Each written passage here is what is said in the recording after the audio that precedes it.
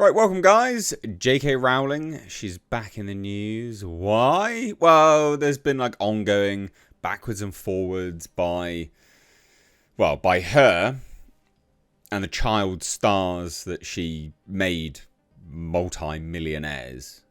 They don't like her. She thinks, she thinks they're massively ignorant. And it's just comical, really. So J.K. Rowling she is a leftist, right? But the sort of nexus point of old left versus new left has seemingly been LGBTQIA alphabety spaghetti ideology, right? That sort of point has been a make or break point for old versus new left. That's where they sort of the big conjunction happens and you either continue on to the new left or you stay on the old left. And so J.K. Rowling, although a leftist, right, like in her ideology and things like that, she is an old leftist. So she is what they call a TERF, a trans-exclusionary radical feminist. And because the child stars are new left, they hate her, basically. Although the guy who played Ron Weasley doesn't. He sort of keeps himself to himself. Actually, if I remember rightly, he bought an ice cream van and just goes around giving ice creams out for free. What a legend. Nice guy. But anyway, so J.K. Rowling has basically ripped Emma Watson a new one because Emma Watson, broke her silence on J.K. Rowling and what she thinks. Because Emma Watson is, of course, a radical feminist, but a new one, not the old one, the TERF. So I thought we'd cover this just because it's funny. J.K. Rowling responds to ignorant Emma Watson as gender activists turn on former Harry Potter star. Funny. So the Emma Watson J.K. Rowling feud just reached a new level after years of public distance between the Harry Potter creator and the actors who rose to stardom through her work. Rowling has issued her longest, sharpest statement yet, aimed directly at Emma Watson. This comes days after Watson attempted to soften her rhetoric on the woman who made her a temporary Hollywood star. She's not really done anything, actually, to be honest. Not done anything since. So on X, Rowling published a post spanning several paragraphs dismantling Watson's recent remarks and making it clear she no longer intends to stay quiet. Good on her. So this all started in 2020. Rowling first drew headlines for her views on sex and gender. At the time, Watson was quick to push back. On Twitter, she wrote that people who identify with a gender that differs from their birth are who they say they are and deserve to live their lives without being constantly questioned or told they can't be who they are. I mean, you physically can't just, be something. It's not how it works.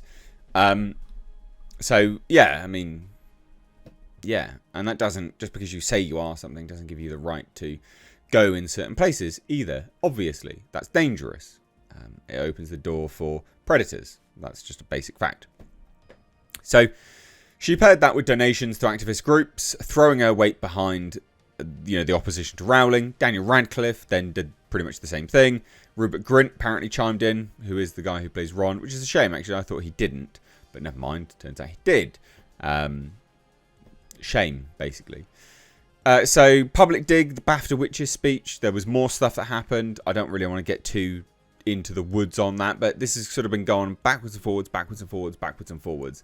So now Watson's tone is softening in 2025. The BAFTA jab stands as a turning point.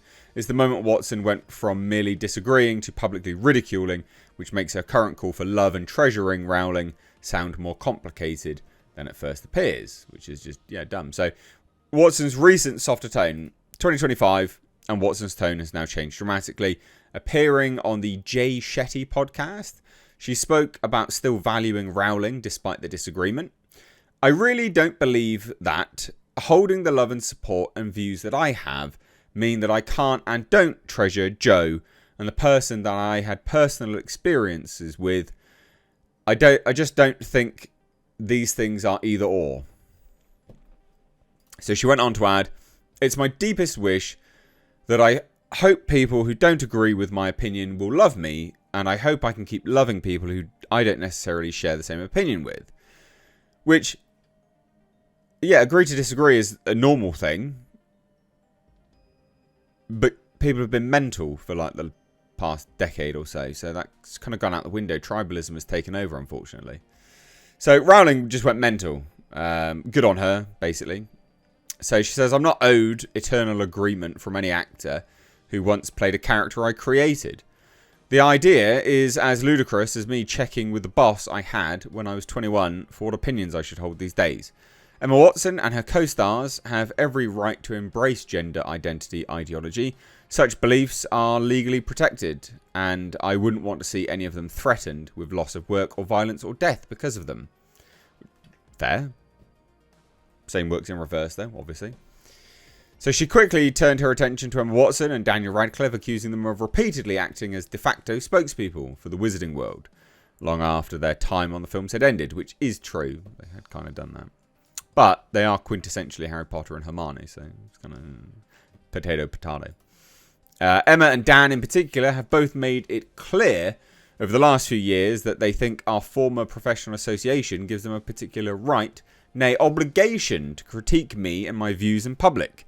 Years after they finished acting in Potter, they continue to assume the role of de facto spokespeople for the world I created.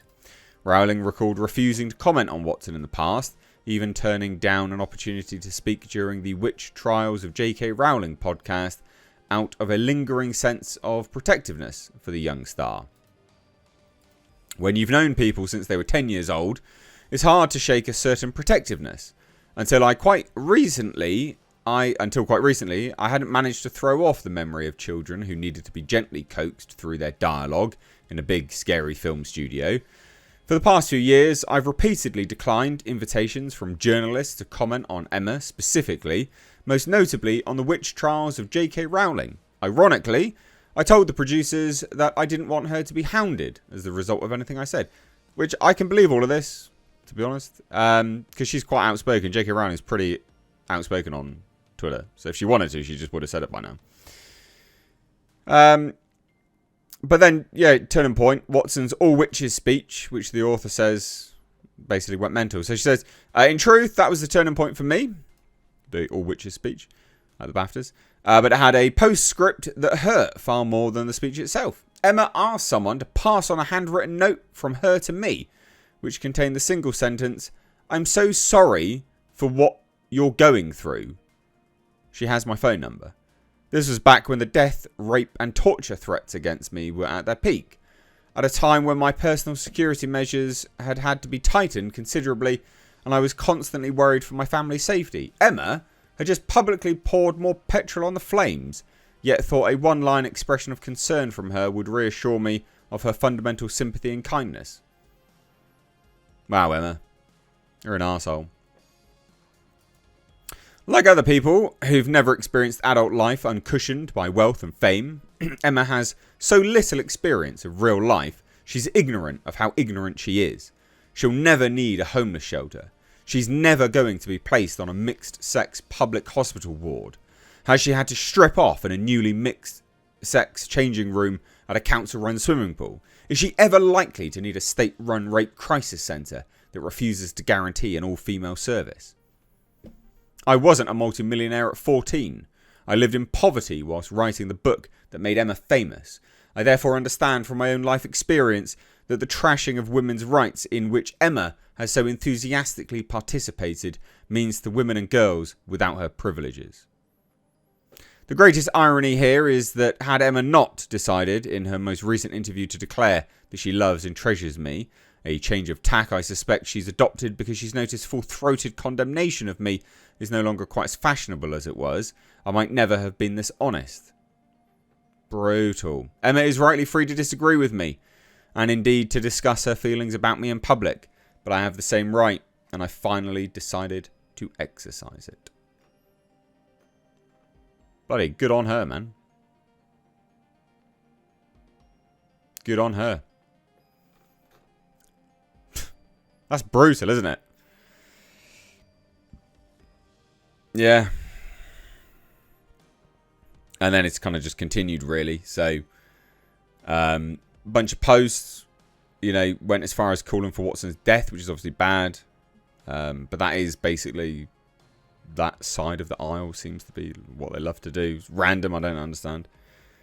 So J.K. Rowling was like, it's quite extraordinary how many people think a crocodile would be so grateful you fed it red meat for years that it will let you stroll away unharmed when you decide you want a break.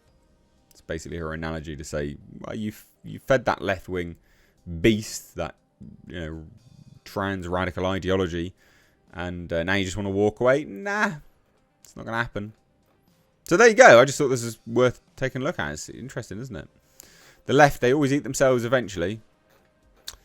Thoughts down below. Bye now.